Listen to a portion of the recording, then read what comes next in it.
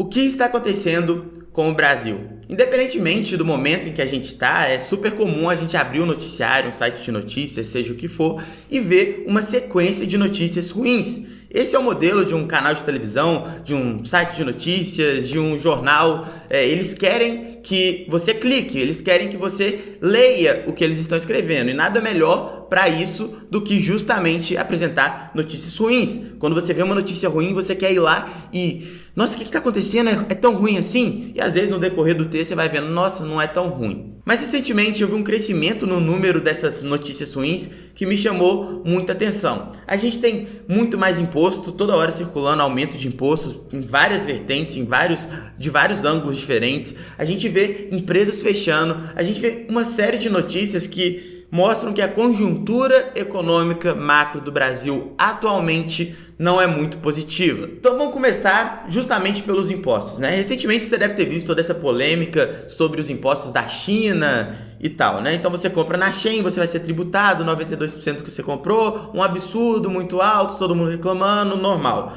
E aí tem pessoa que fala, mas esse imposto já existia e não sei o que. Não é assim que a banda toca. A gente sabia que você não era tributado quando você comprava lá na Shein, na AliExpress, você não era tributado igual está sendo tributado agora. Então, sim, o imposto aumentou e quando você está falando de comprar uma coisa na China via AliExpress, seja o que for, acontece que um imposto de 92% invalida a compra de diversos produtos, né?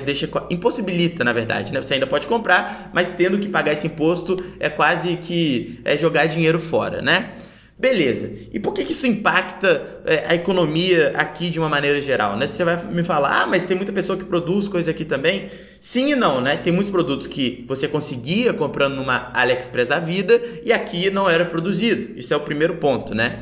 O segundo ponto, que é muito importante a gente colocar aqui. Pensa na cabeça de um microempreendedor. Seja um cara que vai fazer um vídeo, por exemplo. O tripé aqui no Brasil para fazer um vídeo, tô usando tripé aqui vendo o vídeo aqui, tô vendo um tripé aqui fazendo um vídeo. Um tripé na China custa R$50, no Brasil o mesmo tripé é R$250. Coloca aí, R$150 para não exagerar também. Você vai falar assim, poxa, era mais fácil começar um negócio sem ter que pagar esse imposto aí que agora vai ter que ser pago nas compras da China. Então você pensa nisso numa escala maior. O pessoal que faz dropshipping, que compra um produto lá e vende no Brasil. Ou seja, tudo isso você faz com que haja um desincentivo do empreendedorismo. Quanto mais imposto você coloca, mais difícil né? Então... esse é o primeiro ponto, né? Fica mais difícil por vários motivos. Você tem que fazer toda a questão contábil, né? Então, ali você vai ter que desenvolver uma série de procedimentos internos numa empresa que podem ficar mais complicado. Inclusive, tem uma entrevista muito boa da CEO, da mulher que comandava o Walmart aqui no Brasil, e ela falava que aqui tinha mais contadores do que no Walmart e no resto do mundo inteiro, só no Brasil, porque é um sistema tributário muito complexo, né? Então, você adiciona mais imposto, fica mais complexo ainda de você contabilizar todos esses impostos. Além disso, dificulta muito, igual eu já falei, a criação de um novo negócio, por menor que ele seja. Vou fazer bolo, não vou comprar a batedeira da China, porque agora eu tenho que pagar 92% de imposto. Então, vou comprar uma batedeira pior, ou não vou comprar e não vou abrir um negócio de bolo, de fazer bolo no copo mais. Não vou, porque afinal de contas, fica muito caro, o investimento inicial fica mais caro do que era antes. Então, você tem um desincentivo natural da economia. E a gente sabe que aqui no Brasil, nossa economia é movida pelos mais de 30 milhões de microempreendedores, né? Então, assim, é um negócio muito complexo. E aí, a gente adiciona isso, por exemplo, o imposto de remessa que está lá na PL que vai ser votada, na PL número 4.173/23, né? O que acontece? Nessa PL, o governo quer taxar rendimentos superiores a 6 mil por ano de aplicações financeiras no exterior, tá bom? Então, isso vai ser um negócio que a gente vai ter que aguardar um pouco mais, porque vai ser votado, vai ter mudanças no texto, mas parece que vai passar isso daí. E quem que isso prejudica, né? Isso prejudica youtuber, isso prejudica youtuber sim, mas muito mais que isso. Por exemplo, na minha empresa, eu recebo muito pouco proveniente do YouTube, então não vai ter um impacto tão grande assim, mesmo que passe. Mas é um problema a mais para o empreendedor ter que pagar esses impostos e tal, mas vai impactar muito. Desenvolvedor, programador que trabalha numa empresa de fora, ele ganha muito mais do que 6 mil reais por ano. Provavelmente, dependendo da forma como o texto vai passar, vai ter que pagar um imposto que antes ele não tinha que pagar, e depois ele ainda vai ter que pagar um imposto de renda na pessoa física do salário que ele recebe. Ou seja, vai acumulando imposto em cima de imposto, né? Porque eu vou ganhar... Todo cara que trabalha numa empresa exterior de forma remota aqui no Brasil vai receber mais que 6 mil no ano, né? Óbvio. Então, provavelmente ele vai ter que começar a pagar imposto. Pessoa que tem investimento exterior, Avenue, a gente viu que é uma corretora muito famosa aqui no Brasil, que faz com que você invista diretamente na Bolsa dos Estados Unidos. Se você tiver esse rendimento superior a 6 mil por ano, você vai ter que pagar imposto. Criptomoeda, então, nem se fala. E esse é o nosso próximo tópico, inclusive. O governo brasileiro ele já entrou, para ser bem sincero, com um pedido para cobrar 22,5% de imposto sobre criptomoedas em diversas corretoras no exterior. Então, as principais aí provavelmente já receberam esse pedido do governo brasileiro. E na PL que eu citei para vocês, é dito o seguinte, que qualquer usuário que possui 6 mil em criptomoedas em corretores no exterior deve pagar imposto de até 22,5%. Ou seja, só de você possuir 6 mil reais, você já teria que pagar esse imposto. Não é só sobre os rendimentos. Então, a gente ainda tem essa dúvida. Vai ser sobre os dividendos, por exemplo, sobre o ganho de capital, ou vai ser só de você ter, você vai ter que pagar imposto, né? No caso das criptomoedas, ao que tudo indica, só de você ter, você vai ter que pagar imposto, tá bom? Ou seja, uma série de mudanças em relação a imposto e sempre aumento de impostos. E aí eu vou te explicar por que acontece, né? Um governo funciona basicamente da mesma forma que uma empresa. Se você ficar gastando mais do que você arrecada sempre, uma hora a empresa quebra. E a gente chegou nesse ponto aqui no Brasil. Nossas despesas aumentaram muito, né?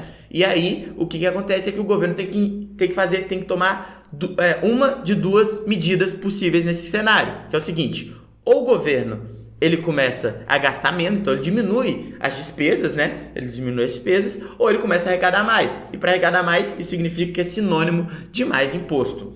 Então, a partir do momento que o governo tomou essa decisão de aumentar o imposto, a gente tem uma série de consequências negativas na economia real. Porque não é só uma questão de... muitas pessoas defendem, né? São os ultra ricos. Você, por acaso, acha que quem tem R$6.500 em criptomoedas é ultra rico? Ou você, por exemplo, acha que o programador que ganha $5 mil por mês trabalhando remotamente para uma empresa dos Estados Unidos, ganha aqui trabalhando $5 mil por mês, você acha que esse cara é ultra rico? Não é ultra rico. Então, não é só uma questão de ultra rico. Não tem como passar esse pano, tá bom? Então isso acaba tendo um impacto direto na nossa economia real, na geração de empregos e por aí vai. E além disso, eu ainda queria colocar mais um ponto terrível, que é o seguinte: um estudo feito pela Contabilizei mostrou que mais de 425 mil empresas foram fechadas apenas no primeiro trimestre de 2023. Isso tudo ainda sem o impacto desses impostos adicionais, etc. Então você pensa, né? Isso vai ter muito impacto e vai fazer com que muitos negócios fechem. Pensa no cara que vendia, comprava coisa lá na China, trazia para cá e vendia. O famoso camelô, coloca aí. Pensa o quanto não vai ficar mais complexo para ele, isso se ele já não for fechar a empresa dele. É algo pior do que parece, tá? E aí, por fim, para fechar com chave de ouro, né? Mas não tão ouro assim, é o seguinte: quem vai pagar por tudo isso, esse tanto de imposto? Porque como é que funciona, né? A gente no Brasil, a gente tinha até 15, 20 anos atrás, uma pirâmide etária que ela era aquela pirâmide do país que pode ainda ser um país desenvolvido um dia, né? Aquela pirâmide assim, tá nascendo muita pessoa, então isso é positivo. Atualmente, com pessoas tendo menos filho, a pirâmide já vai ficando assim, né? Já vai ficando assim. E você coloca nessa equação um aumento da expectativa de vida, a gente vê o quê? Muita pessoa vai ficar velha, vai ficar cada vez mais velha, vai aposentar. Quem vai pagar pela aposentadoria dela? Quem trabalha antes. Mas as pessoas não estão tendo tanto filho quanto já teve um dia. Então, quem que vai, no final das contas, quem que vai pagar por quem vai aposentar? E você adiciona isso uma carga tributária maior ainda, a situação vai ficando cada vez mais complexa, tá bom? E não é só um fator, são vários fatores juntos. Então, eu, pelo menos, acho que essa decisão do governo não é uma boa decisão. É melhor você cortar a despesa do que ter esse ônus na nossa economia real que esse aumento de imposto vai causar. E aí você adiciona isso à pirâmide etária, expectativa de vida, a gente vai ver que em algum momento vai ter que ser revista a previdência novamente. E aí significa pessoas trabalhando até 70 anos, etc. Pessoas mais satisfeitas. Então, primeiro fica satisfeito em ter que pagar mais imposto. E depois vai ter que ficar satisfeito por ter que trabalhar até 70 anos de idade. Esse é o ciclo, não tem outro caminho. Ou você vai obrigar pessoas a terem filho. Não tem como, né? Não tem como. Esse é um problema que a gente vê muito claramente na Europa. Já toda semana tem protesto na França, por exemplo. Isso é algo que a gente vê claramente. E o Brasil está caminhando para esse nível de insatisfação da população, só que com uma coisa que é pior ainda, que a gente nunca foi um país rico. A gente não é um país rico, a gente é um país pobre. Todo esse contexto faz com que a nossa situação seja muito pior do que a situação da Europa, de alguns países da Europa, como por exemplo a França, que já é caótica, né? Muitas rebeliões, povo muito insatisfeito, justamente por isso, né? Você vai ter que ir aumentando imposto e vai ter que ir tendo que trabalhar mais, aposentar mais tarde. Isso é o combo perfeito para insatisfação, para falta de produtividade e para menos geração de emprego. E, gente, é óbvio que você vendo essa conjuntura, você fica preocupado. Mas deixa eu te falar uma coisa. Se você começar a utilizar um tipo de planejamento financeiro, você consegue ir se adaptando às circunstâncias e, principalmente, fazendo seu planejamento para um dia conseguir, de fato, se aposentar, mesmo que sem a ajuda do governo, porque como a gente viu, vai ser difícil contar com o governo para se aposentar, principalmente se você tem 30 anos de idade ou menos, 35 anos de idade ou menos. Meu amigo, não depende de INSS, não depende de governo para se aposentar. E um passo muito importante é justamente fazer esse controle financeiro. E a melhor maneira de você controlar seus gastos, receitas e investimentos é por meio do planejamento financeiro 3D, onde você pode fazer isso tudo, definir orçamentos, ver para onde está indo seu dinheiro, tudo isso da maneira mais simples possível. Vou deixar o link aqui na descrição para você de fato retomar o controle da sua vida financeira, tá bom? Então, o primeiro link aqui na descrição. E é isso. Se você gostou desse vídeo, por favor, deixe seu like aqui, se inscreve no canal e até o próximo. Valeu!